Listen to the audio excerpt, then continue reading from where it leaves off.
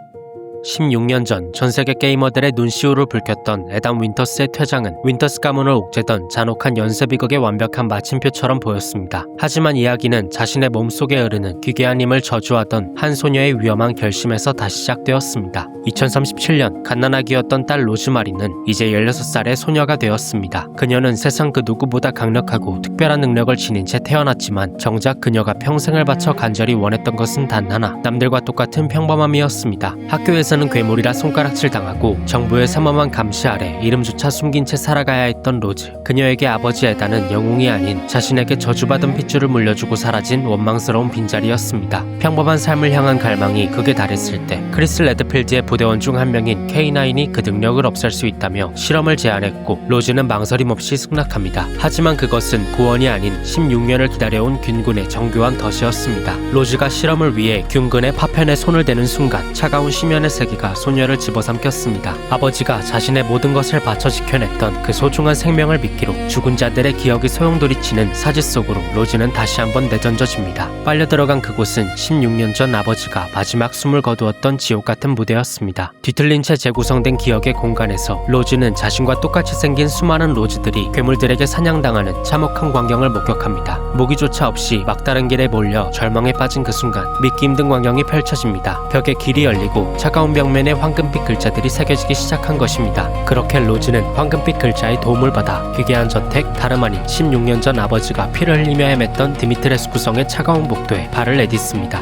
이어서 황금빛 글자는 자신을 마이클이라 소개하며 로즈에게 이 세계에서 나가라 말합니다. 하지만 그녀는 자신의 힘을 없앨 수정을 찾기 전에 나가지 않겠다는 완고한 의지를 보였고 결국 그는 로즈가 괴물들에게 쫓길 때마다 다급하게 숨을 곳을 알려주고 그녀 자신을 보호할 무기를 만들어주며 묵묵히 곁을 지킵니다. 그러나 죽음의 위협으로 구성된 이 성은 한참 뒤틀려 있었습니다. 아버지를 돕던 영문 모를 상인 듀크는 이제 기괴한 가면을 쓴 채 로즈와 똑같은 얼굴을 한 소녀들을 사냥하는 집행자가 되어 있었고 성의 구석구석은 그들의 잔상으로 가득했습니다. 로즈가 공포에 질려 멈춰설 때마다 마이클은 바닥에 글자를 써내려가며 길을 안내했습니다. 때로는 약을 건네주기도 하고 때로는 헤매이던 로즈에게 탈출구를 제시하며 사지로 몰아넣던 듀크의 추격으로부터 그녀를 숨겨주었습니다. 하지만 디미트레스쿠 성의 물리적 위협은 시작에 불과했습니다. 마이클의 인도를 따라 도달한 다음 장소는 로즈의 가장 연약한 내면을 파고드는 베네비언토 저택이었습니다. 그곳은 16년 전 아버지가 공포의 인형술사와 사투를 벌였던 장소였지만 기억의 지옥은 로즈에게 더 잔혹한 환각을 준비하고 있었습니다. 엄마 미아의 얼굴을 한 마네킹이 공격함과 동시에 복도마다 울려 퍼지는 친구들의 비웃음소리, 왜 나는 괴물로 태어났냐며 울부짖던 트라우마들이 마네킹의 형상을 빌려 그녀를 조여왔습니다. 도망칠 틈조차 없이 자신의 상처와 마주한 로즈의 정신은 완전히 무너져 내리기 시작했습니다. 위기의 순간 마이클의 도움으로 가까스로 위기를 벗어난 로즈는 잠시 숨을 고르다 벽면에 새겨진 마이클의 질문과 마주합니다. 아빠를 원망하니?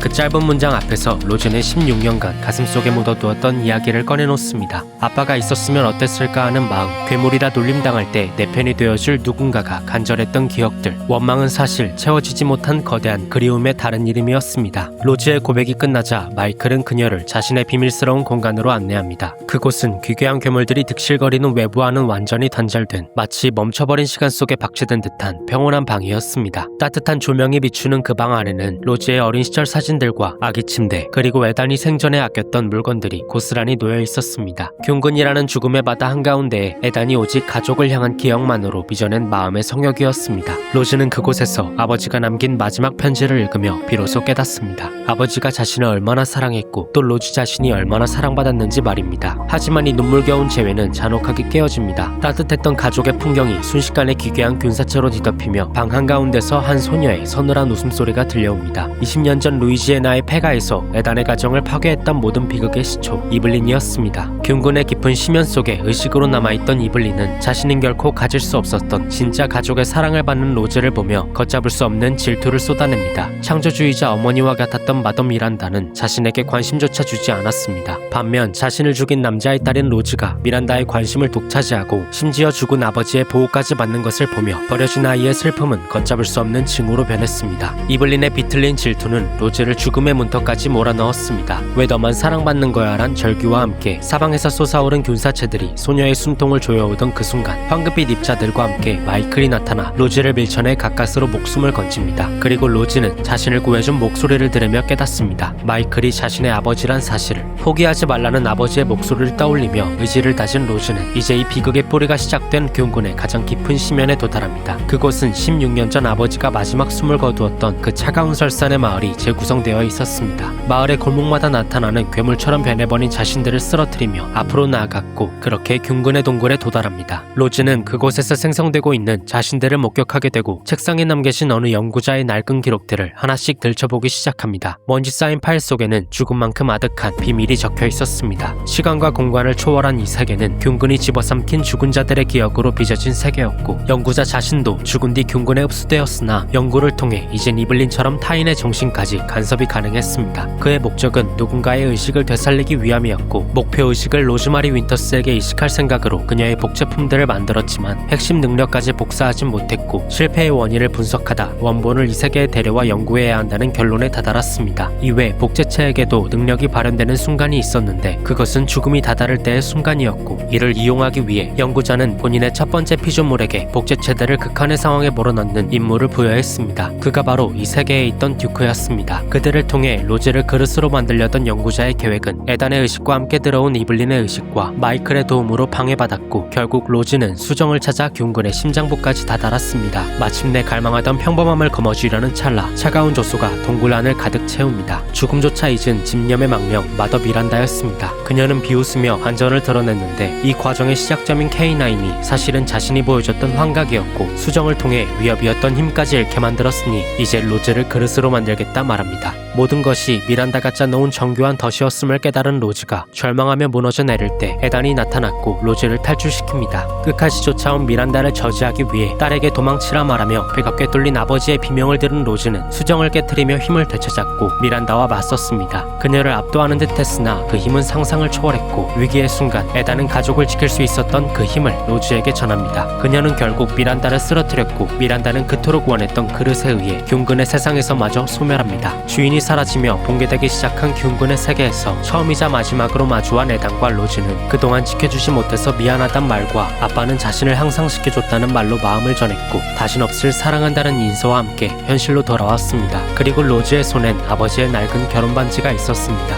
아버지의 묘를 방문해 추모하고 돌아온 차에서 그를 닮았다는 요원의 말에 알고 있다며 어렴풋이 미소를 짓는 그녀를 끝으로 이야기는 마무리됩니다. 7편에서 시작된 에단 윈터스의 고통스러운 여정은 균군이 만들어낸 기억의 미궁 속에서야 비로소 끝맺었습니다. 그는 죽음조차 갈라놓지 못한 사랑으로 한계를 가로질러 딸에게 닿았고 마지막 인사는 아버지와 딸이 서로에게 전하고 싶었던 마음이 와닿았음을 의미합니다. 우리는 게임을 통해 수많은 전설과 마주합니다. 하지만 에단 윈터스가 20년이라는 시간을 뚫고 증명해낸 이 처절한 서사만큼이나 우리의 현실 또한 감당하기 힘든 무게에 사랑이 가로막히곤 합니다. 여러분은 알고 계신가요? 어쩌면 우리가 오늘 하루를 무사히 마칠 수 있었던 이유는 우리가 미처 인지하지 못하는 사이 누군가 우리를 위해 기꺼이 자신의 진심과 시간을 내어준 덕분일지도 모릅니다. 에단이 형체도 없는 황금빛 글자가 되어 딸의 발치를 비추었듯 여러분이 지치고 힘든 순간마다 보이지 않는 곳에서 묵묵히 길을 안내해주는 누군가의 끝없는 사랑이 여러분의 삶 속에도 여전히 숨쉬고 있지는 않나요? 비록 눈에 보이지 않고 만질 수 없더라도 누군가의 희생으로 얻어낸 우리의 오늘은 그 자체로 이미 하나의 위대한 유산입니다. 애프터로그 아웃은 기록되지 않으면 사라질 흔적을 간직합니다. 두 개의 영상으로 나뉜 윈터스 가문의 이야기에 함께 해주신 여러분께 감사드리며 앞으로의 여정에 구독으로 힘을 보태주신다면 다음에도 가슴 뭉클한 기록과 함께 찾아뵙겠습니다. 시청해주셔서 감사합니다.